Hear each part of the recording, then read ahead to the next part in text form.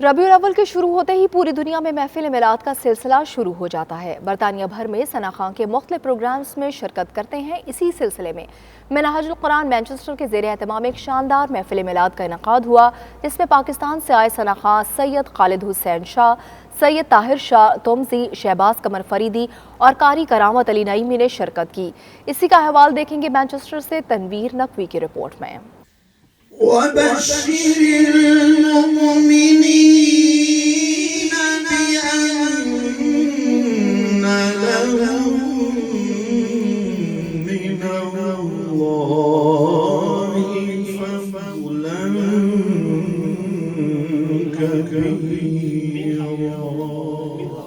ربیع الاول کے آغاز سے ہی نبی پاک صلی اللہ علیہ وسلم سے عقیدت رکھنے والے عاشقان رسول برطانیہ بھر میں بڑی تعداد میں محفل نعت خوانی کا بندوبست کرتے ہیں۔ اس سلسلے میں منہاج القرآن مانچسٹر کے زیر اہتمام ایک شاندار محفل میلاد کا اہتمام کیا گیا، جس میں پاکستان سے آئے معروف ثنا خانوں نے شرکت کی۔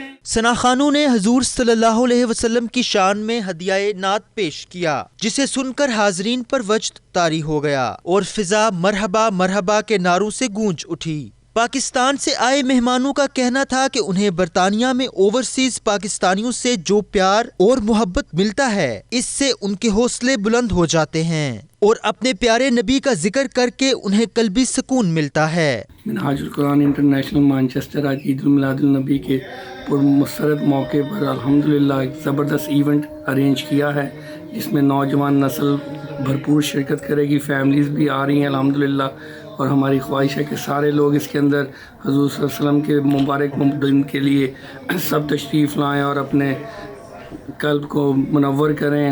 ایک عظیم الشان محفل میلاد کا انعقاد کیا گیا۔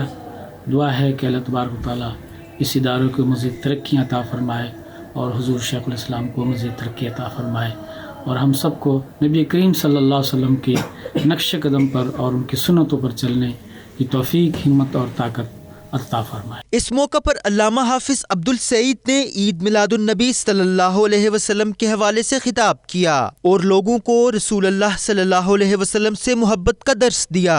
رپورٹنگ ٹیم کے ہمراہ تنویر نقوی، 92 نیوز، مانچسٹر۔